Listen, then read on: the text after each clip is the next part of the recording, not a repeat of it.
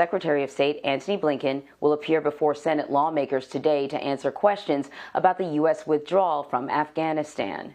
He spoke about the issue in front of a House committee yesterday. Tempers flared as Republican lawmakers asked tough questions, with some calling for his resignation. The Secretary of State defended the Biden administration's actions, insisting it was time to end America's longest war. Alex Ward joins us now to break down the details. He is a national security reporter for Politico. So, Alex, no surprise that things got heated at yesterday's hearing. House Republicans pointed the finger at Blinken. I want to play a little bit of sound for people from Republican Congressman Michael McCall of Texas. The freedoms our troops help secure for Afghan women and girls have been stripped away in a matter of weeks. This, in my judgment, is not only disgraceful, it also dishonors the men and women who served our nation so bravely. Mr. Secretary, the American people don't like to lose, especially not to the terrorists. But that is exactly what has happened.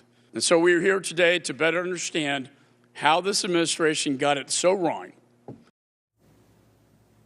So, others had said that the withdrawal from Afghanistan was an absolute disaster.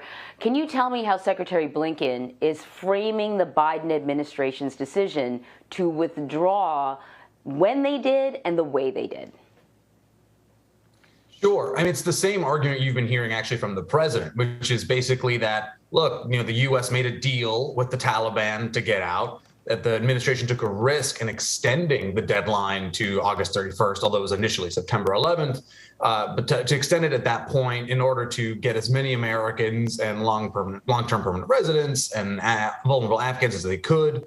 And on top of that, that it was time. It was well past time to get out of the war. It was 20 years, and that, no 1 more year, 5 more years, 10 more years, that's the talking point that they keep using, wouldn't have made any difference in the war. And on top of that, that the chaos that you saw at the Kabul airport was effectively inevitable, that after 20 years of fighting, you were always going to get a messy exit, perhaps not as messy as we saw. That is basically what a lot of the criticism has rallied around. But that is their general argument. There's just no way to extricate from a long-term war that isn't in America's national interest without the kind of scenes that we witnessed.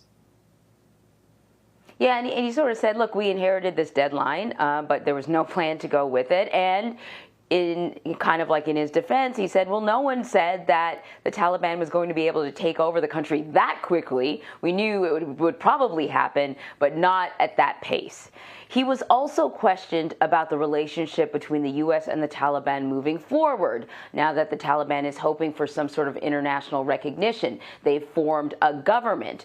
The problem with the cabinet is that there are some unsavory people in the cabinet, and they're all Taliban, and they're all male. And Blinken acknowledged that, in his words, it included some people with challenging track records.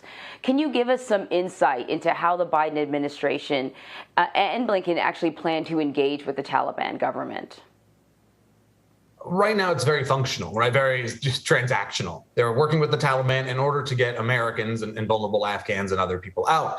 And it's part of the reason why the administration seems to be, walking on eggshells when they're talking about the Taliban, because if they insult the Taliban, you're putting people at risk. So right now, it seems that it's just kind of a workmanlike relationship with the Taliban. That said, the administration has been pretty clear that some sort of formal recognition is not in the cards at any time soon. The reason being, a lot of what they are looking for is a more inclusive government, a more small d democratic government, one that appreciates human rights and safeguards those rights of minorities and women and others. And until they see that, the U.S. is probably going nowhere near considering recognition.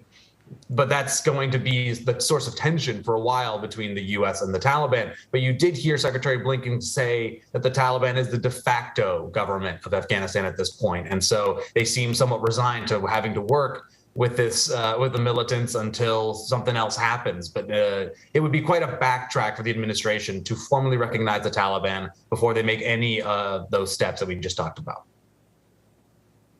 And we heard Congressman McCall talk about his concern for women and girls. There have been a lot of concerns since the withdrawal on the fate of women and girls' rights under the Taliban. Blinken said that yesterday he plans on hiring a senior state official to focus on this very issue. Can you talk to me a little bit more about that, and when we might see this person hired and what the role of this person might be? Yeah, this is a bit new, and I think that's probably an idea that's a bit in the works. We don't really have a date or a person in mind, it looks like, based on a little reporting I've been doing. Perhaps there's been movement since I looked into it.